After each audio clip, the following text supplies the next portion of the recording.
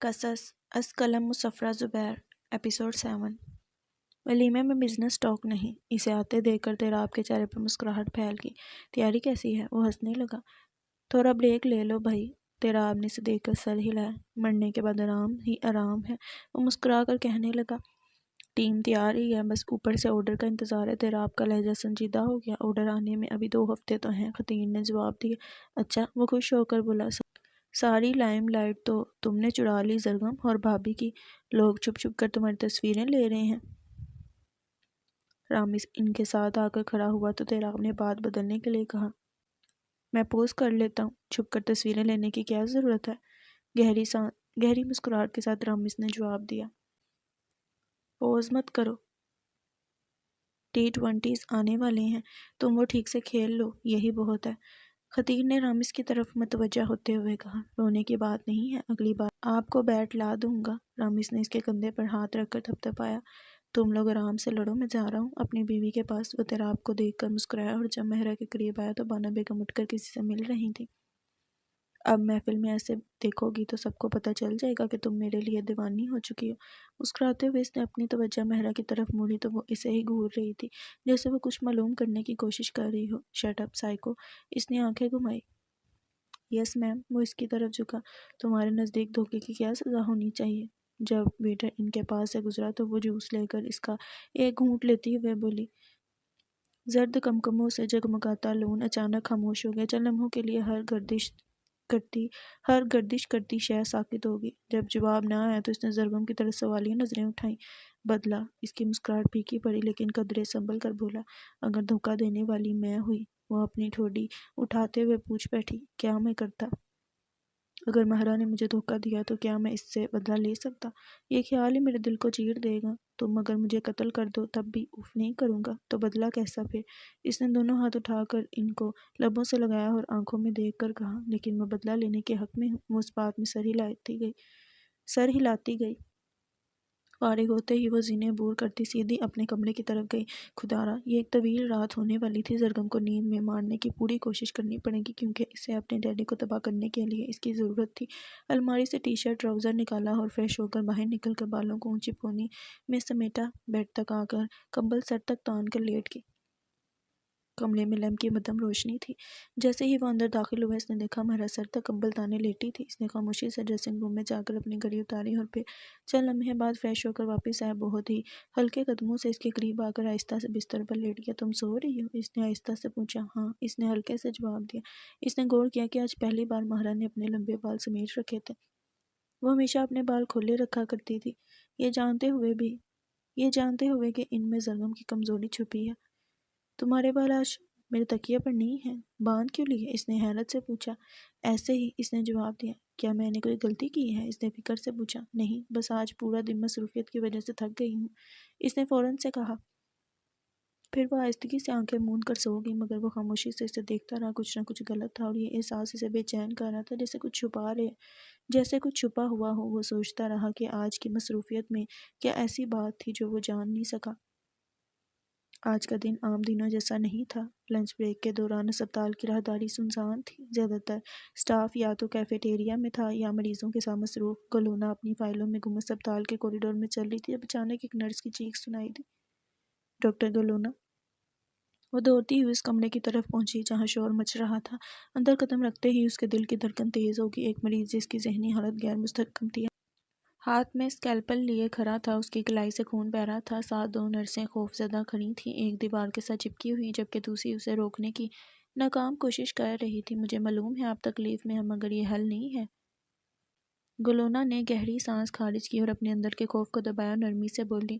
مریض کی آنکھیں نم تھیں، وہ لرزتے ہاتھوں سے اسکیلپل تھامے کھڑا تھا۔ گلونا نے آہستہ آہستہ اس کے قریب قدم بڑھائے جیسے کوئی جنگل میں زخمی شیر کے پاس جا رہا ہو۔ کوئی آپ کو سننا چاہتا ہے اور وہ میں ہوں، مگر آپ کو یہ ہتھیار نیچے رکھنا ہوگا۔ لمحوں کی خاموشی کے بعد مریض کی گرفت ڈھیلی پڑ گئی مگر جیسے اس نے اسکیلپل چھوڑنے کی کوشش کی وہ ہاتھ سے چھوٹ کر گلونا کی ہتھیلی پر جا لگا۔ تیز دھاڑ نے اس کے ہاتھ پر زخم ڈال دیا مگر اس نے درد کو محسوس کرنے سے انکار کر دیا۔ نرسیں فوراً آگے بڑھی، مریض کو قابو میں کیا گیا اور گلونا کے ہاتھ پر پٹی باندھی گئی۔ 2 گھنٹے بعد جب گلونا اسپتال کے اپنے دفتر میں داخل ہوئی تو ایک عجیب سا سکون محسوس ہوا مگر جیسے ہی اس کی نظریں اپنی میز پر گئیں وہ ٹھٹک گئی۔ سامنے ایک چھوٹا سا پیکٹ رکھا تھا۔ اس نے قریب جا کر پیکٹ کھولا اور اندر جو چیزیں دیکھیں وہ حیران رہ گئی۔ ایک ٹیزر اور پیپر سپرے، ساتھ ہی ایک پرچی تھی جس پر سادہ مگر گہرے الفاظ لکھے تھے، کتابیں تمہیں بچانے نہیں آئیں گی، خود کی حفاظت کرنا سیکھو۔ گلونا نے فوراً اپنے ارد گرد نظر دوڑائی۔ دفتر سنسان تھا۔ ہسپتال کے اس حصے میں زیادہ رش نہیں ہوتا تھا، مگر یہ چیز یہاں تک کیسے پہنچی؟ ایک لمحے کے لیے جیسے اس کا دماغ سن ہو گیا تھا، پھر اچانک اسے ایک خیال آیا۔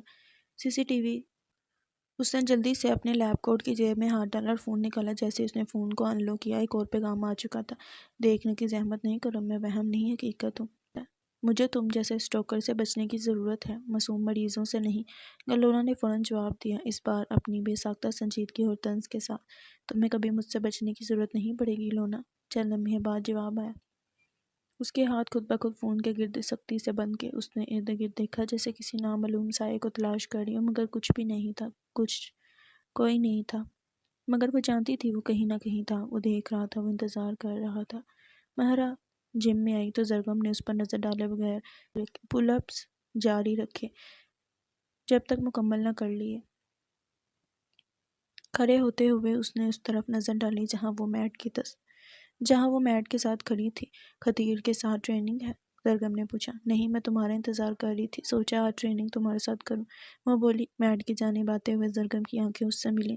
کل سے ایک عجیب سا احساس ہو رہا تھا۔ مہرا کچھ مختلف لگ رہی تھی جس طرح وہ اسے دیکھتی۔ الفاظ کا دوہرا مطلب اور کل رات کا جلدی سونا۔ اس کی گٹ فیلنگ پہلے کبھی غلط نہیں ہوئی تھی۔ چلو ریڈی، میٹ پر ہاتھ جھاڑتے ہوئے سرگم نے کہا۔ پوزیشن میں آتے ہی جسم میں تناؤ بڑھ گیا۔ یہ صدام اور مغل کا آپریشن کی ٹینشن کی وجہ سے وہم بھی ہو سکتا تھا۔ مہرا اس پر جھپٹی اور وہ اس کی لات کو بلاک کر گیا، مگر جب وہ مکمل اٹیک موڈ میں گئی تو اسے اپنی جگہ بدل کر بلاک کرنا پڑا۔ یہ مہرا کے خطیر کے ساتھ والے ٹریننگ سیشنز میں سے کسی کی طرح نہیں تھا۔ اس کی حرکتیں پلانڈ اور پوائنٹ پر تھیں۔ اگر اس کی یادداشت واپس آ گئی، مہرا کو کھو دینے کے خیال پر اس کے دل کی دھڑکن تیز ہوگی۔ وہ جوابی حملہ کرتے ہوئے بھی محتاط رہا کہ اسے تکلیف نہ پہنچے اور اچانک وہ سرگم کے گلے پر حملہ کرنے کی کوشش کرنے لگی۔ مہرا کا بازو پکڑ کر مروڑتے ہوئے اسے اپنے کندھے پر سے گزارا اور نیچے پھینکا۔ جیسے ہی اس کی پشت میٹ پر ٹکرائی، سرگم اس کے اوپر اپنے وزن کے ذریعے اسے رکنے پر مجبور کر چکا تھا۔ اب جم میں محض ان دونوں کی سانسوں کی آوازیں تھیں۔ اور پھر مہرا برف جیسی مسکرائی۔ وہ اس کی گرفت سے خود کو آزاد کرنے کی کوشش کرنے لگی اور جب اس نے اپنا سر سرگم کے سر پر مارا تو سرگم اس کے سر کو سرخ ہوتا دیکھ کر ایک طرف ہو گیا۔ اسے چھوڑ کر پیچھے ہٹتے ہی وہ کھڑا ہو گیا، ہر چیز کے لیے تیار۔ پیچھے رہو، مہرا کی یادداشت واپس آ چکی ہے۔ اسی وقت خطیر جم میں آتا دکھائی دیا تو سرگم چیخا۔ خطیر رک گیا، اس کی نظریں فوری طور پر مہرا پر جم گئی۔ میں تمہیں مار ڈالوں گی۔ سرد اور جنگلی آنکھوں سے اسے دیکھتے ہوئے وہ غصے سے ہنسنے لگی۔ ہم اس پر بات کر سکتے ہیں؟ سرگم نے ہاتھ اٹھایا۔ بات وہ اسے زہرآلود نگاہوں سے دیکھنے لگی۔ مہرا ایک بار پھر اس پر حملہ آور ہوئی، لیکن اس بار اس نے اسے بلاک نہیں کیا۔ اس نے سرگم کے جبڑے پر زوردار مکہ مارا جس سے وہ لڑکھڑا گیا۔ اگلے حملے پر سرگم نے اس کے بازو کو روک کر پکڑا اور اسے اس کی پشت سے پیچھے موڑ دیا۔ اپنا دوسرا بازو اس کے گلے میں پھنساتے ہوئے اپنی گرفت مضبوط کر لی تاکہ وہ حرکت نہ کر سکے۔ تم نے میرے ساتھ کھیل کھیلا، مہرا نے کاٹدار لہجے میں کہا، لیکن جب سرگم نے لفظوں میں چھپی تکلیف اور غصے کو سنا تو اس نے اسے چھوڑ دیا۔ تم مجھے ہرا نہیں سکتی مہرا، مجھے وضاحت کا موقع تو دو۔ پیچھے ہٹتے ہوئے اسے دیکھتے ہوئے اس نے ایک ہاتھ اٹھایا۔ تم خوش قسمت ہو کہ میرے پاس گن نہیں ہے۔ مہرا نے ایک ہاتھ بالوں میں پھیرا اور پھر قہر آلود انداز میں سرگم پر نظر ڈالی۔ سب کچھ جھوٹ نہیں تھا، اس نے کہا۔ سرگم کے الفاظ اسے ہنسانے پر مجبور کر گئے۔ میں تم سے محبت کرتا ہوں، میں نے اس کے بارے میں جھوٹ نہیں بولا۔ سرگم نے گہری نیلی نگاہیں اٹھا کر اس ظالم لڑکی کو دیکھا۔ وہ گردن دائیں بائیں ہلانے لگی۔ اس کے بال بکھر کر کندھوں کے گرد گر رہے تھے۔ میں تمہیں زخمی چھوڑ سکتا تھا لیکن میں نے ایسا نہیں کیا۔ میں جو چاہتا تھا وہ کر سکتا تھا لیکن میں نے انتخاب تمہارے ہاتھ میں دیا۔ لیک کے پاس میں نے جو کہا وہ مت بھولنا۔ مہرا اس کی طرف بڑھتی گئی اور بالکل اس کے سامنے آ کر رک گئی۔ وہ اس کی آنکھوں میں نفرت دیکھ سکتا تھا جب اس نے سرگم کے سینے پر انگلی رکھی۔ تم نے مجھے دھوکہ دیا، میں کمزور تھی اور تم نے حالات کا فائدہ اٹھایا۔ تم نے مجھے ایک کٹ پتلی کی طرح نچایا جب تک میں نے تم پر بھروسہ نہیں کر لیا۔ غصے سے اس کی آنکھیں چمک رہی تھیں جیسے وہ ضبط سے آنسو روکے ہوئے ہو، لیکن پھر بھی آواز بھرا گئی۔ بے ترتیب سانسوں کے ساتھ وہ پیچھے ہٹی، جیسے اس کے قریب کھڑی نہیں ہو سکتی تھی، اور اس سے سرگم کے دل کو جیسے کسی نے جھنجھوڑ دیا اور اس سے زرگم کے دل کو جیسے کسی نے جھنجھوڑ دیا ہو۔ میں نے تم سے نہیں کھیلا، میں نے صرف ایک ہی چیز کے بارے میں جھوٹ بولا تھا کہ ہم کیسے ملے اور ہم انگیج تھے، باقی سب کچھ سچ تھا۔ اس کے بڑھتے قدم یکدم رک گئے۔ کیا مجھے تم پر یقین کرنا چاہیے؟ میں مہرا مغل ہوں اور تم نے مجھے ایسے ذلیل کیا جیسے میں کچھ بھی نہیں۔ وہ چیخی تو تیش سے اس کے سفید چہرے میں سرخی گھل گئی۔ کوشش کے باوجود جب اسے روکا نہ جا سکا تو زرگم نے آگے بڑھ کر مہرا کو گلے لگا لیا۔ وہ اس کی گرفت سے آزاد ہونے کی کوشش کرتی رہی۔ میں تم سے واقعی محبت کرتا ہوں، میں نے اپنے جذبات کے بارے میں جھوٹ نہیں بولا، اس نے مہرا پر اپنی گرفت مضبوط کرتے ہوئے کہا۔ مجھے تمہارے جذبات سے کوئی فرق نہیں پڑتا۔ وہ اس کی گردن پر مکہ مارتی ہے اور اس سے پہلے کہ دوسرا مکہ اس کے چہرے پر جڑ جاتا وہ اسے اپنی گرفت سے آزاد کر چکا تھا۔ اسے پرسکون کرنے کا کوئی راستہ نہیں بچا تھا۔ میں اپنے ڈیڈی کو اریسٹ کرنے میں تمہاری مدد کروں گی، آپریشن کے بعد ہم ملیں گے اور ہم میں سے صرف ایک ہی زندہ واپس جائے گا، کیونکہ میری دنیا میں طلاقیں نہیں ہوتی۔ گہرے گہرے سانسیں لیتی ہوئی مہرا کا چہرہ چند لمحوں میں سپاٹ ہو گیا اور اس نے کالی کھلی نگاہیں اٹھا کر زرگم کو دیکھا۔ کہاں جا رہی ہو؟ جب وہ مڑی تو اس نے پوچھا۔ اپنے کام سے کام رکھو، وہ دروازے کی طرف بڑھتے ہوئے بولی۔ مہرا کے پیچھے اس کے قدم یکدم ہی چل پڑے جیسے کسی نے بجلی بڑھی ہو۔ سرد راہداری سے گزرتے ہوئے جب وہ بیڈ روم میں گئی تو اس نے اسے لیدر کی جیکٹ اور جینز لے کر ڈریسنگ روم میں جاتے ہوئے دیکھا۔ میرا مقصد تمہیں تکلیف دینا ہرگز نہیں تھا۔ مہرا کی طرف سے کوئی جواب نہیں آیا جب وہ لیدر بوٹس پہنتی رہی۔ پھر وہ اس کی طرف آئی اور اس کے بالکل سامنے آ کر رکی۔ مجھے موٹر سائیکل اور کریڈٹ کارڈ چاہیے۔ زرگم نے اپنی جیب سے والیٹ نکالا اور کریڈٹ کارڈ اس کے حوالے کر دیا۔ مہرا نے اسے اپنی جیب میں ڈالا اور ایک لمحے کے لیے دونوں ایک دوسرے کی آنکھوں میں دیکھتے رہے۔ پلیز اپنا خیال رکھنا، اگر کسی چیز کی ضرورت ہو تو مجھے فوراً بتا دینا، اس نے بہت سا تھوک نکلتے ہوئے کہا۔ یہ سوچ کر کے جس سے وہ محبت کرتا ہے وہ اب اس سے نفرت کرنے لگی تھی۔ نہیں بتاؤں گی، وہ سپاٹ نگاہوں سے اسے دیکھتے ہوئے کمرے سے باہر چلے گی۔ دل تنگ ہونے لگا۔ اس کے پیچھے بھاگ کر زرگم نے اس کا ہاتھ تھام لیا۔ رک نہیں سکتی؟ میرے پاس رکنے کی کوئی وجہ نہیں ہے، اس کی سرد آواز میں وارننگ تھی۔ میں بھی نہیں، میں وجہ نہیں بن سکتا۔ اس کا دل زخمی ہونے لگا۔ نہیں، اس کے لہجے کی تلخی اب کے سرد سی فضا میں تحلیل ہو چکی تھی۔ لیک کے پاس میں نے جو کہا تھا وہ یاد رکھنا۔ وہ بے بس سی نگاہوں سے اسے دیکھتا رہا۔ اسے جانے دو زرگم، تم اسے قابو نہیں کر سکتے۔ یہ وہی بات ہے جو تمہیں اس کے بارے میں سب سے زیادہ پسند ہے۔ مہرا کا ہاتھ زرگم کے ہاتھ سے چھوٹ گیا اور وہ ایک قدم پیچھے ہٹ گیا۔ پھر اس نے اسے خود سے دور ہوتے دیکھا۔ رات کا وقت تھا جب وہ آخر کار کراچی پہنچے اور پہنچتے ہی وہ سیدھی دوسرے سیف ہاؤس چلی گئی جو اس نے رینان کے نام پر خریدا تھا۔ یا اللہ، وہ پولیس یہاں موجود ہو۔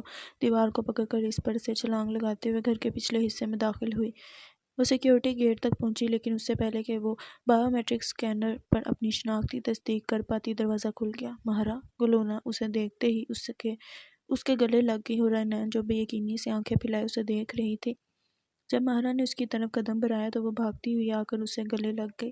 مہرا نے دونوں کو مضبوطی سے تھام لیا۔ خدا کا شکر ہے، گلونا کا جسم زلزلے کی زد میں تھا اور پھر رینان نے مہرا پر اپنی گرفت مضبوط کرتے ہوئے رونا شروع کر دیا۔ سوری، میں نے آنے میں دیر کر دی۔ مہرا کی آنکھیں نم ہو چکی تھیں اور جب ایک آنسو ٹوٹ کر گرا تو اس نے سرگوشی میں کہا۔ اپنی سہیلیوں کے حصار میں وہ اپنے جذبات پر قابو نہ رکھ سکی اور بھیگی پلکوں تلے ٹپ ٹپ آنسو گرنے لگے۔ وہ محبت جو اس نے زرگم کے لیے محسوس کی تھی اور زرگم نے کیسے اسے اس کی ذات کی تذلیل کے لیے استعمال کیا، دل کروٹیں لینے لگا۔ کسی خیال کے تحت وہ گھر کے اندر آئی تاکہ سیکیورٹی گیٹ بند کر سکے۔ پھر ایک دوسرے کے گلے لگے وہ زمین پر ہی بیٹھ گئے۔ میں بہت فکر مند تھی، گلونا آنکھوں سے گرتے آنسو رگڑتے ہوئے بولی۔ مجھے لگا تھا میں نے آپ کو کھو دیا ہے۔ رینان نے اسے بھیگی نگاہوں سے دیکھا۔ جب منہ کھولنا تو بکواس ہی کرنا۔ میں نے کہا تھا نا، مارے چیتے کو مارنا آسان نہیں ہے۔ گلونا نے زور سے رینان کو دھپ ماری، پھر نم آنکھوں کے ساتھ مسکرا کر مہرا کی طرف دیکھا۔ ابھی تو مت مارو یار، رینان اپنا کندھا سہلاتے ہوئے بولی۔ مجھے تھوڑی دیر لگ گئی۔ مہرا مسکرائی تو اس کے نم رخسار پر ایک اور آنسو پھسل گیا۔ جب دونوں اس سے الگ ہوئیں تو گلونا نے اپنی آنکھیں ہاتھ کی پشت سے رگڑی اور رینان نے اپنی ہنسکیوں پر بمشکل قابو پایا۔ پھر اس نے مہرا کی طرف دیکھا اور رینان کے ماتھے پر بل پڑ گئی۔ نگاہیں اس داغ تک گئیں جو مہرا کے بالوں میں غائب ہو رہا تھا۔ ہوا کیا تھا؟ لانگ سٹوری ہے۔ وہ کھڑی ہوئی اور اپنے دونوں ہاتھ اپنے دوستوں کی طرف بڑھائے، پھر تینوں کمرے میں چلی گئی۔ شکر ہے تم دونوں خیریت سے یہاں پہنچ گئیں۔ تمہارے گھر پر ریڈ کے فوراً بعد 2 آدمی سیف ہاؤس پہنچے تو ہم لڑکیوں کو لے کر انڈر گراؤنڈ راستے سے یہاں پہنچ گئے۔ گلونا نے صوفے پر بیٹھتے ہوئے کہا، کون آدمی؟ مہرا نے نہ سمجھی سے اپنی سہیلیوں پر نگاہ مرکوز کی۔ میرے پاس سیکیورٹی فوٹیج ہے۔ رینان اٹھ کر اپنے کمرے کی طرف جانے لگی ہیں۔ جب مہرا ان کے ساتھ کمرے میں داخل ہوئی تو اس کے لبوں پر مسکراہٹ آ گئی، کیونکہ رینان نے سیکیورٹی سسٹم بالکل ویسا ہی بنایا تھا جیسا مہرا نے اسے سکھایا تھا۔ رینان نے فوٹیج نکالی اور اسکرین پر تیراب اور ایک دراز قد نوجوان گھر کے اندر داخل ہوتے نظر آئے۔ مہرا نے زرگم کے آدمیوں کو دیکھ کر سکون کا سانس لیا۔ وہ دوسری فوٹیج بھی چلا دو، گلونا نے رینان سے کہا۔ رینان خاموشی سے فوٹیج چلانے لگی۔ اسے جھکنا پڑا کیونکہ فوٹیج اندھیرے میں تھی۔ اچانک دو لڑکیاں آگے بڑھیں اور اگلے لمحے زرگم روشنی میں داخل ہوا۔ اس نے لڑکیوں کو دیکھا، شاید یہ جانچنے کے لیے کہ وہ حفاظت سے مہرا تک پہنچ گئی ہیں، اور پھر وہ واپس اندھیرے میں غائب ہو گیا۔ تو یہ وہ تھا۔ زرگم لڑکیوں کے پیچھے چلا گیا۔ میں سیدھی ہو کر رینان کی طرف دیکھنے لگی۔ وہ آدمی لڑکیوں کو لے کر گھر آئے کیونکہ میں زخمی تھی۔ مجھے نہیں لگتا وہ تم دونوں کے بارے میں جانتے تھے، وہ صرف مدد کرنا چاہتے تھے۔ اس نے صوفے سے پشت ٹکاتے ہوئے کہا۔ دل کہیں اندر ڈوب کر ابھرا۔ وہ زرگم کے کسی اچھے عمل کے بارے میں سوچنا نہیں چاہتی تھی۔ وہ اسے اس کی طرف نرم کر دے گا اور وہ اس کے قابل نہیں تھا۔ تم ٹھیک ہو؟ گلونا نے کرسی سے اٹھتے ہوئے پوچھا۔ ہاں، اس نے سر ہلایا۔ مجھے خالد نے گولی ماری تو میں ہیلی کاپٹر سے گر گئی۔ زرگم کیانی FIA کا اسسٹنٹ ڈائریکٹر ہے، مجھے اسلام آباد لے گیا۔ رینان کافی کا بھاپ اڑاتا کپ لے کر آئی اور صوفے پر بیٹھ کر کپ لبوں سے لگایا۔ اس کی نظریں مہرا پر مرکوز تھیں۔ اگر تمہیں ٹھیک ہونے میں اتنا وقت لگا تو ضرور چوٹ بہت گہری لگی ہوگی۔ گلونا کے چہرے پر تشویش تھی۔ میری میموری روز ہو گئی تھی۔ وہ سر ہلاتی رہی۔ کیا؟ رینان چونک کر بولی۔ زرگم نے جھوٹ بولا کہ ہم انگیج ہیں اور شادی کرنے والے ہیں، اس نے گہری سانس خارج کرتے ہوئے کہا۔ گلونا نے اپنا سر ہلایا جیسے وہ مہرا کا درد محسوس کر سکتی ہو۔ مہرا نے نگاہیں اپنے ہاتھ میں موجود انگوٹھی پر جھکا لی۔ اس نے مجھے بیوقوف بنایا اور بیوقوف بنا کر شادی کر لی۔ مجھے اس کے ماسک سے محبت ہو گئی تھی اور لگا کہ وہ واقعی مجھ سے پیار کرتا ہے۔ اللہ اللہ مہرا، گلونا نے اس کے گرتے آنسو دیکھ کر کہا۔ رینان نے اسے کپ لے لیا اور وہ اپنی سہیلیوں کے کندھوں سے لگ کر بکھر کر رونے لگی، جانتے ہوئے کہ یہ ایک محفوظ جگہ ہے۔ مجھے بہت انسلٹ محسوس ہو رہی ہے، اس نے پانی سے بڑی آنکھیں اٹھا کر کہا۔ میں سمجھ سکتی ہوں۔ گلونا نے اس کی پشت پر ہاتھ پھیرتے ہوئے سرگوشی کی۔ میں اس سے محبت کرنے لگی تھی۔ دل کے دروازے پر جو احساس بہت عرصے سے دستک دے رہا تھا، آخر کار اس نے اسے بلند آواز سے تسلیم کر لیا۔ شش، اللہ کے ہر فیصلے میں بہتری ہوتی ہے۔ رینان نے اس کے نم رخسار خشک کیے۔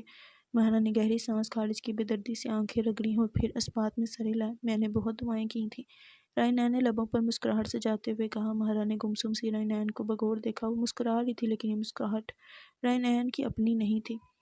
وہ تو طوطے کی طرح بولنے والی لڑکی تھی۔ اب چپ کیوں تھی؟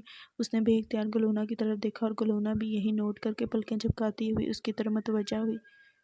چلو اب جب مہرا آ گئی ہے تو ہم ساتھ رہیں گے، گلونا نے گلا کھنکارا اور کہا۔ ہمیشہ، مہرا نے مسکرا کر کہا اور گلونا کے اشارے پر وہ دونوں واپس رینان کے گلے لگ گئیں۔ اپنے بیڈ روم میں کھڑکی کے سامنے کھڑے ہو کر وہ زرگم ٹریکنگ ڈیوائس کو چیک کر رہا تھا جو اس نے مہرا کی انگوٹھی پر لگائی تھی۔ اس سے پتہ چل رہا تھا کہ وہ کراچی میں ہے۔ اس نے انگوٹھی نہیں اتاری تھی۔ کراچی میں ایسا کیا ہے؟ وہ لوکیشن دیکھتے ہی سرگوشی کر رہا تھا۔ وہ پچھلے 24 گھنٹوں سے نہیں ہلی تھی۔ آہ بھرتے ہوئے اس نے اپنا فون واپس جیب میں ڈالا اور دن نکلنے کی روشنی میں لون کو گھورنے لگا۔ نچلا لب دانتوں تلے دبائے وہ کوئی ایسا طریقہ سوچ رہا تھا جس سے مہرا کو یقین دلایا جا سکے کہ سب کچھ جھوٹ نہیں تھا۔ دروازے پر دستک ہوئی اور جب وہ مڑا تو خطیر اندر آ گیا۔ امی پوچھ رہی ہیں تمہارا؟ وہ اس کے پاس کھڑا ہوا تھا۔ میں بالکل ٹھیک ہوں۔ مہرا کا میری زندگی میں نہ ہونا یہ سوچنا بھی ناقابل برداشت تھا۔ میں اسے واپس لانے کا راستہ نکالوں گا۔ ہو سکتا ہے واپس نہ آئے۔ خطیر کا نرم لہجہ اس کے دل پر گویا بم بن کر پھٹا تھا۔ میں اسے واپس لے آؤں گا۔ وہ مجھ سے ہمیشہ نفرت نہیں کر سکتی، وہ یقین سے کہہ رہا تھا۔ اگر تم اس کی جگہ ہوتے تو تمہارا کیا ری ایکشن ہوتا؟ خطیر نے سینے پر ہاتھ باندھتے ہوئے پوچھا۔ میں نے اسے کسی چیز کے لیے مجبور نہیں کیا، اس نے آہستہ سے کہا۔ میں اپنے باپ جیسا نہیں ہوں۔ سوال کا جواب دو۔ چند لمحے کی گہری خاموشی کے بعد وہ خود کو مہرا کی جگہ رکھ کر سوچنے لگا۔ میں اس سے اتنا ناراض نہ ہوتا جتنی وہ ہے۔ سر ہلا کر اس نے خطیر سے کہا۔ اگر تم مہرا کی جگہ ہوتے لیکن تمہارے سامنے صدام ہوتا جب تمہاری یادداشت واپس آتی؟ خطیر نے ایک آئیبرو اٹھا کر اس سے پوچھا۔ کیا بکواس کر رہے ہو؟ اسے اب غصہ آنے لگا تھا۔ مہرا نے تمہیں دشمن سمجھا اور پھر 2 مہینے تمہاری ایکٹنگ کو حقیقت مانتے ہوئے گزار دیے۔ سوچو یہ اس کے لیے کتنا بڑا صدمہ ہوگا۔ میں نے تم سے کہا بھی تھا کہ ایسا مت کرو۔ خطیر کی طرف مڑتے ہوئے اس کی نگاہیں پتھرا گئیں جیسے لفظوں نے اسے کھوکھلا کر دیا۔ اچانک ماضی کی یادیں آنکھوں کے سامنے چھا گئیں۔ تکلیف کی شدت سے اس نے آنکھیں مینچ لیں۔ پورا جسم لمحوں میں پسینے میں ڈوب گیا۔ رات کی خاموشی میں زرگم کو کمرے کے باہر سے زوردار تھپڑ کی آواز نے جگا دیا تھا۔ اسے معلوم تھا یہ آواز پاپا کی تھی جو امی پر ہاتھ اٹھا رہے ہوں گے۔ کیونکہ امی کبھی اونچی آواز میں نہیں روتی تھی۔ اس نے سوتے ہوئے ننھے رامز کی طرف دیکھا، سکون کی سانس لی، پھر اپنے کمرے سے نکل کر راہداری عبور کرتا ہوا جیسے جیسے زینے کے قریب پہنچا پاپا کے مارنے کی خوفناک آوازیں بلند ہوتی گئیں۔ وہ ریلنگ کے پیچھے چھپ گیا۔ پاپا کے ہاتھ میں اپنی پسندیدہ بندوق تھی جسے وہ امی کو مارنے کے لیے استعمال کر رہے تھے۔ نچلے لب کو دانتوں میں دبائے اس نے امی کے چہرے پر لگا خون اور ارد گرد بکھری شراب کی بوتلیں دیکھیں۔ پاپا نہیں! وہ انہیں روکنے کی کوشش کرتا رہا مگر آواز حلق میں ہی دب گئی۔ جب پاپا نے بندوق امی کی طرف بڑھائی، امی نے چہرہ زرگم کی جانب موڑا۔ سفید چہرے پر زخم اور خون کے دھبے دیکھ کر اس کا دل جیسے سینے سے باہر نکل آیا۔ آنکھیں بند کر لو چندا۔ سکینہ بیگم کی بے بس گہری نیلی آنکھیں اس پر مرکوز تھیں جب انہوں نے دھیمی سرگوشی کی۔ میں نہیں کر سکتا امی۔ اچانک گولی چلی اور وہ امی کے خون میں لت پت جسم کو زمین پر گرتا ہوا دیکھتا رہا۔ جب کوئی تمہیں دھوکہ دیتا ہے زرگم تو ہچکچاتے نہیں ہیں، اسے مار دیتے ہیں، سمجھ آئی؟ اگلے ہی لمحے خلیل کیانی نے سرد آواز میں کہا۔ نظریں ماں کے بے جان وجود پر جا ٹھہریں تو وہ سر نہ ہلا سکا۔ کیا تم سمجھ گئے ہو؟ وہ چلائے۔ زرگم کا سر خود بخود اس بات میں ہلنے لگا۔ چند لمحے وہ آنسوؤں سے بڑی آنکھوں سے امی کے بے جان جسم کو دیکھتا رہا، پھر اچانک اسے ایک آواز سنائی دی۔ پیچھے مڑنے پر اس نے دیکھا کہ پاپا زینے سے نیچے گر چکے تھے۔ ان کے سر سے خون بہہ رہا تھا اور ساتھ ہی شراب کی بوتلیں بھی ٹوٹ چکی تھیں۔ اپنی امی کا سرد پڑتا جسم اور پاپا کے سر سے بہتے خون کی دھار کو دیکھ کر اسے سمجھ نہیں آیا کہ وہ ماں کے لیے روئے یا باپ کے لیے، لیکن ایک بات سمجھ آ گئی تھی، آج پاپا نے امی کو قتل کر دیا تھا۔ اس نے آنکھیں کھول دی۔ منظر دھندلا تھا تو وہ چند ساتوں تک گہرے گہرے سانس لیتا رہا، خود کو نارمل کرنے کی کوشش کرتا رہا، جسم پسینے سے شرابور تھا۔ جب نگاہیں خطیر کی فکر مند چہرے پر پڑیں تو دل میں ایک اور دھچکا لگا۔ اس نے آنکھیں کھول دی۔ منظر دھندلا تھا تو وہ چند ساتوں تک گہرے گہرے سانس لیتا خود کو نارمل کرنے لگا، جسم پسینے سے اس نے وہ نہیں کہا ہوگا جو مجھے لگا۔ خطیر میرا ماضی جانتا ہے۔ میں نے اپنی بیوی کے ساتھ ایک بار بھی زبردستی نہیں کی، نہ ہی اس نے زبردستی نکاح کیا ہے، صرف ایک بات کے بارے میں جھوٹ بولا تھا۔ گہری سانس لیتے ہوئے اس نے گاردار لہجے میں کہا، میں نے ایسا کچھ نہیں کہا، ٹھنڈا ہو جاؤ۔ میرا مطلب یہ نہیں تھا۔ خطیر نے پریشانی سے اس کی طرف قدم بڑھائے۔ طیش کی ایک تیز لہر نے اس کے جسم کو اپنی لپیٹ میں لے لیا اور وہ بنا کچھ سوچے تیز تیز قدموں سے سیدھا گھر سے باہر نکل گیا۔ زرگم! خطیر پیچھے سے چلایا۔ ڈرائیور سے چابی چھین کر وہ گاڑی میں بیٹھا، اسے ڈرائیو وے سے باہر نکالا اور زن سے آگے بڑھا جیسے کوئی زلزلہ اس کے اندر سے ٹکرا رہا ہو۔ کیا مہرا ایسا محسوس کرتی ہے؟ کیا وہ اس رشتے کو بھی اسی نظر سے دیکھتی ہے؟ میں نے کچھ نہیں کیا، میں ایسا کبھی نہیں کر سکتا۔ سردی میں اترتی نرم دھوپ میں اس نے مارگلا ہلز کے سبز اونچے نیچے پہاڑوں کے آگے گاڑی روکی، دروازہ کھولا اور تیز قدموں سے پہاڑ کی چوٹی پر جا پہنچا جہاں وہ گھٹنوں کے بل بیٹھتا چلا گیا۔ آنکھیں بند کر لو چندا۔ امی کی سرگوشی ایک بار پھر کانوں میں گونجی۔ جب درد ناقابل برداشت ہو جائے تو انسان دل پر ہاتھ رکھ کر سانس لینے لگتا ہے۔ خلیل کیانی نے اس کی ماں کو خریدا تھا اور جب رامز کی پیدائش کے بعد اس کا دل سکینہ بیگم سے بھر گیا تو انہیں گولی مار دی تھی، جیسے وہ انسان نہیں کوئی جانور تھی، صرف اس لیے کہ وہ فرار ہونا چاہتی تھی اور خلیل کیانی نے اسے دھوکہ سمجھا۔ وہ پہلی موت تھی جو زرگم نے دیکھی تھی اور آخری چیز وہ خود تھا جو سکینہ بیگم نے دیکھی۔ 9 سال کی عمر میں اس نے دنیا کی سیاہی دیکھ لی تھی، لیکن خوش قسمتی سے رامز چھوٹا تھا، اسے کچھ یاد نہیں اور یہ راز وہ رامز کو کبھی معلوم بھی نہیں ہونے دے گا۔ اصل مرد وہ ہے جو عورت کے انکار کا احترام کرے، اسے انسان سمجھے۔ صدام سے بے حد نفرت کرنے کی یہی وجہ تھی اور اسی لیے اسے پکڑنے کے لیے زرگم اپنی جان بھی داؤ پر لگانے کو تیار تھا۔ لرزتے ہاتھ سے اس نے گھاس کو چھوا۔ اگر مہرا کو لگتا ہے کہ میں نے اس کے ساتھ غلط کیا ہے تو دنیا کی کوئی طاقت اسے واپس نہیں لا سکتی۔ یہ خیال دل پر ایک زوردار ضرب کی طرح دل پر بے رحمی سے لگا تھا، کیونکہ میں اس سے اتنی ہی محبت کرتا ہوں۔ وہ نفی میں سر ہلانے لگا، یہ سوچتے ہوئے کہ شاید وہ اسے کبھی معاف نہ کرے، کیونکہ شاید وہ بھی اپنے والد سے مختلف نہیں تھا۔ یا اللہ، نہیں! ٹھنڈ کے باوجود اس کا سارا جسم پسینے میں شرابور تھا۔ سینے میں درد بڑھنے لگا تو سانس لینا مشکل ہو گیا۔ لرزتی سانس خارج کرتے ہوئے اسے زمین پر مکہ مارا، پھر ایک آنسو ٹوٹ کر گرا اور ایسا لگا جیسے وہ امی کے خون سے گرتا ہوا اس کے رخسار پر نشان چھوڑ گیا ہو۔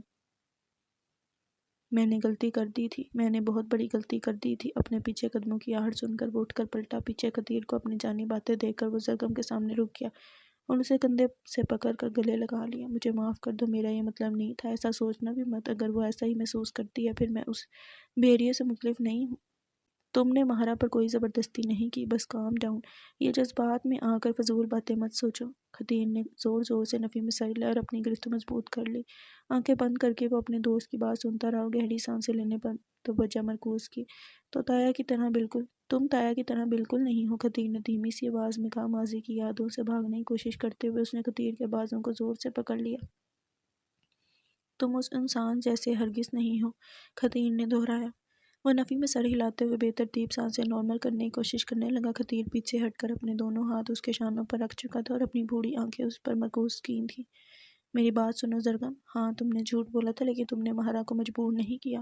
اس نکاح میں اس کی برابر مرضی شامل تھی۔ اس نے نظریں نیچے کر لی تھیں، لیکن خطیر مزید بولا۔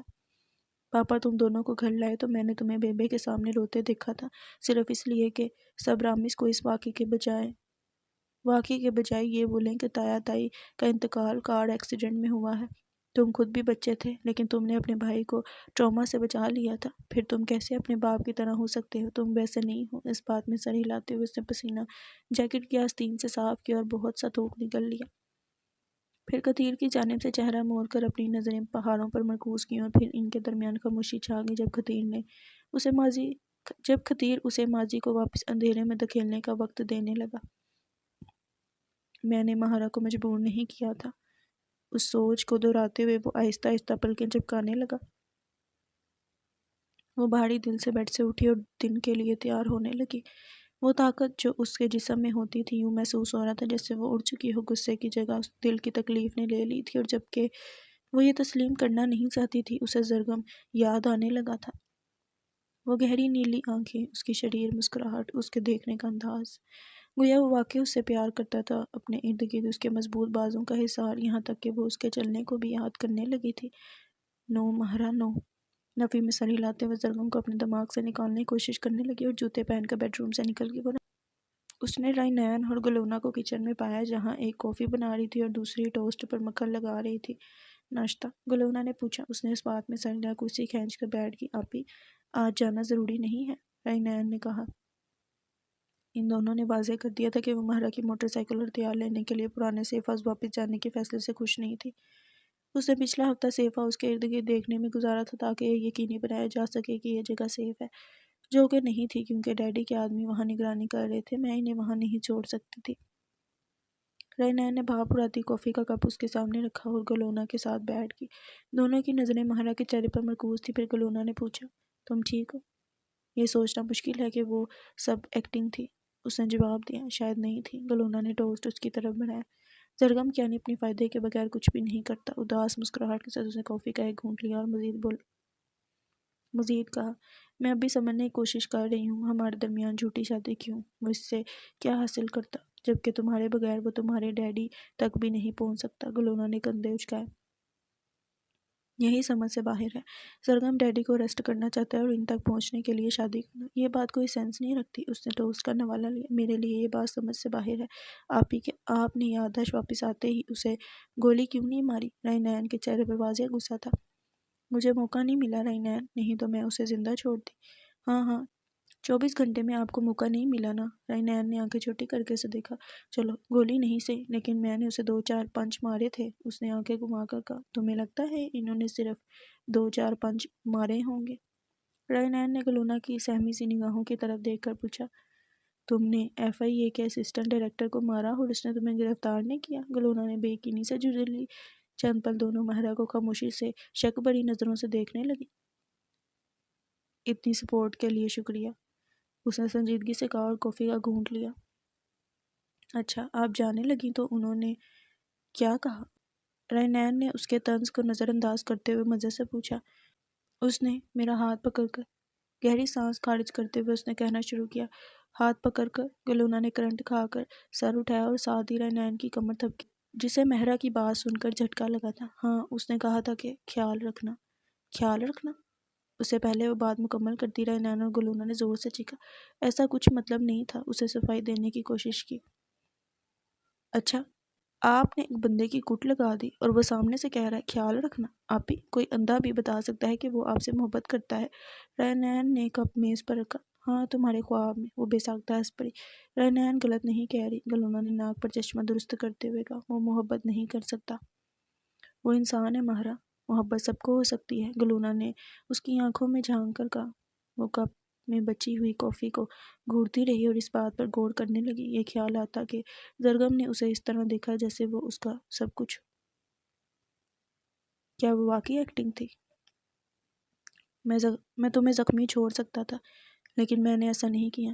میں جو چاہتا وہ کر سکتا تھا، لیکن میں نے انتخاب تمہارے ہاتھ میں دیا۔ لیک کے پاس میں نے جو کہا وہ مت بھولنا۔ آنکھیں بند کرتے ہوئے اس کا دماغ اس لمحے میں چلا گیا جب زرگم نے اسے پرپوز کیا تھا۔ مستقبل میں کچھ بھی ہو جائے، میں چاہتا ہوں آپ اس لمحے کو یاد رکھیں۔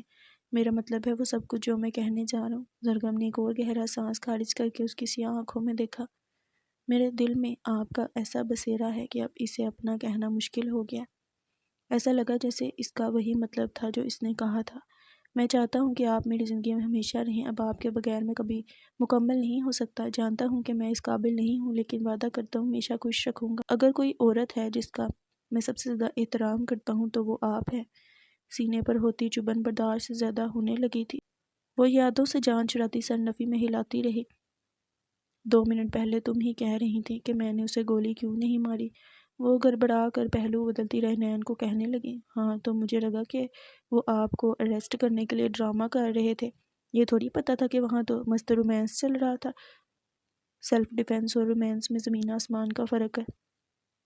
رینین نے اس کے سامنے ہاتھ نچایا۔ ہم 5 منٹ میں نکل رہے ہیں۔ میرے پاس فضول باتوں کا ٹائم نہیں ہے، اور ان لوگوں سے بات کرنے کا ٹائم تو بالکل نہیں ہے جو صبح صبح نشے کرتے ہیں۔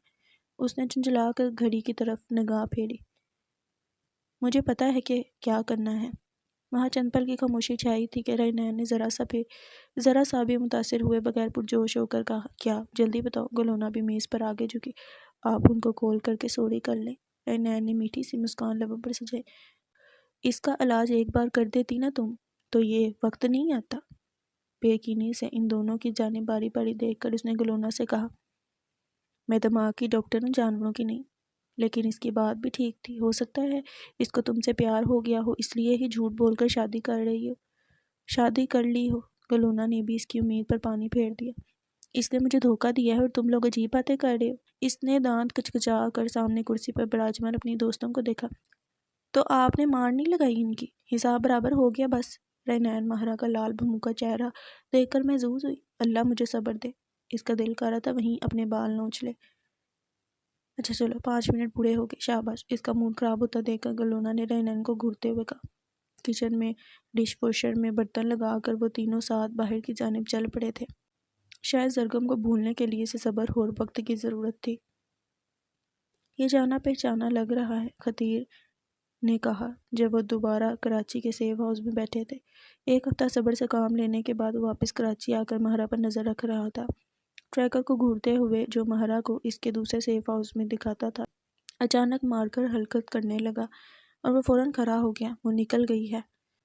خطیر نے اٹھ کر گھر سے باہر اس کا پیچھا کیا۔ اس دن کے بعد سے وہ زرگم کے ساتھ چپک کر کسی باز کی طرح اس پر نظر رکھ رہا تھا۔ میں اکیلے جا سکتا ہوں۔ وہ یہ جانتا تھا کہ یہ بے معنی ہوگا۔ ساتھ چل رہا ہوں میں۔ پورے شہر میں صدام کے آدمی پھیلے ہوئے ہیں۔ خطیر نے نفی میں سر ہلایا اور اس کے ساتھ والی نشست کا دروازہ کھول کر اندر بیٹھ گیا۔ صدام کے روپوش ہونے کے باوجود کاروبار ہمیشہ کی طرح جاری تھا۔ اس نے اوصاف نامی شخص کو انچارج بنایا ہوا تھا۔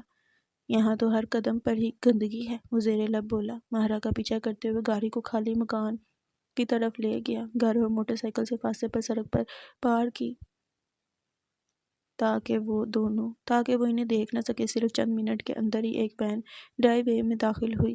یہ وہی وین ہے جسے ہم نے اس کے سیف ہاؤس میں دیکھا تھا، خطیر نے یاد کرتے ہوئے کہا۔ دونوں اپنے سر ایک طرف جھکا کر دیکھ رہے تھے کہ 2 افراد گاڑی سے باہر نکلے۔ زرگم دوربین لے کر انہیں اپنی آنکھوں کے سامنے لایا، پھر اس شخص کو اچھی طرح دیکھا۔ کوئی عورت ہے، 25 سے کم لگ رہی ہے۔ دوسری عورت کی جانب دیکھنے ہی لگا تھا کہ اسی وقت ایک گاڑی رکی اور اس نے اپنی ہیڈ لائٹس ہلکی کی۔ کہا تھا نا، خطیر نے کہا، اور پھر دونوں تیز رفتار سے گاڑی سے باہر نکلے، سیدھا گاڑی کی طرف بھاگے۔ وہ اپنے پیچھے سے بندوق نکال کر سڑک کے بیچوں بیچ رک کر فائر کیا، جو ونڈ سکرین کو ٹکڑے ٹکڑے کر گیا۔ آدمی گاڑی سے کیروں کی طرح باہر نکلے۔ گاڑی کے ڈرائیور کو ڈھونڈ کر ٹریگر کھینچا اور اسے فرش پر گرا دیا۔ خطیر نے 2 بندوں کو شوٹ کیا۔ بس یہی ہے؟ زرگم نے پوچھا۔ ہاں، لیکن تمہارا ابھی تک زندہ ہے۔ کاکروچ کی طرح سر کاٹ دو پھر بھی چلتے رہتے ہیں۔ جہاں وہ آدمی خود کو سائے میں کرنے کی کوشش کر رہا تھا، اس کے پاس جا کر اس نے مزید 2 گولیاں چلائیں۔ جب وہ مڑا تو نظر سامنے ماہرہ پر پڑی، جس کے ہاتھ میں بندوق تھی۔ اسے دیکھ کر زرگم کے دل میں چبھن سی ہوئی اور اس نے اپنی گن واپس پشت کے پیچھے لگا لی۔ تم یہاں کیا کر رہے ہو؟ ماہرہ نے حیرت سے پوچھا۔ تمہیں سیف رکھنے کے لیے آیا ہوں، اس نے جواب دیا۔ تم نے مجھے ٹریک کیا؟ زرگم اس کی جانب جا کر وہاں رکا جہاں سے اسے واضح طور پر دیکھ سکتا تھا، یہ جانتے ہوئے کہ ماہرہ کا بندوق کا نال اس کے سینے پر ہے۔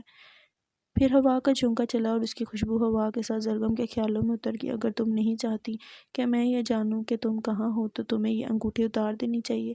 وہ یہ دعا کرتے ہوئے کہتا تھا کہ وہ ایسا نہ کرے۔ مجھے پہلے ہی سمجھ آنا چاہیے تھا۔ ماہرہ اپنا بایاں ہاتھ اٹھا کر انگوٹھی کو دیکھ رہی تھی۔ اور موٹر سائیکل کے ٹریکر کو بھی مت بھولنا، اس نے مزید کہا۔ ماہرہ کی نگاہیں اس کی طرف اٹھیں اور پھر وہ چند پل ایک دوسرے کو دیکھتے رہے۔ اچھی لگ رہی ہو، زرگم نے کہا۔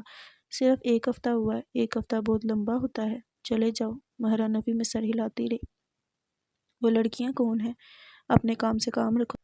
اس نے فوراً سے سختی سے تنبیہ کی۔ اس کا مطلب وہ لڑکیاں ماہرہ کے لیے بہت ضروری تھیں۔ میں نہیں جا رہا ہوں۔ صدام کے آدمی جانتے ہیں تم یہاں ہو۔ میں اپنا خیال رکھ سکتی ہوں۔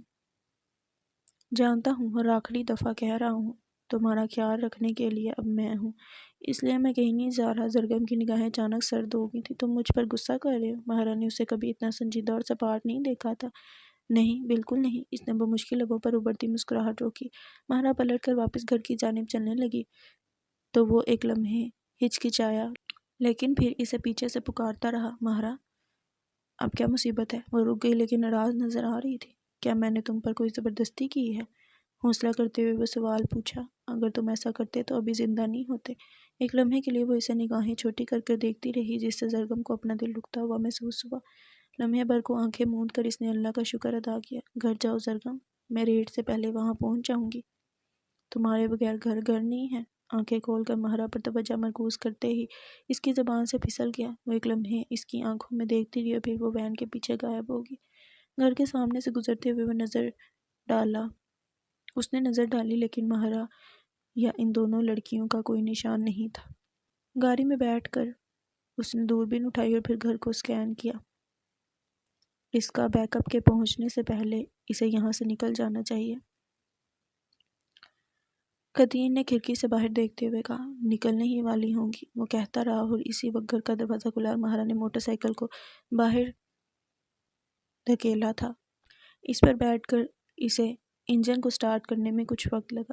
یہ عورتیں کون ہوں گی؟ جب میں نے ماہرہ سے پوچھا تو اس کے ریئیکشن سے لگا کوئی قریبی ہیں۔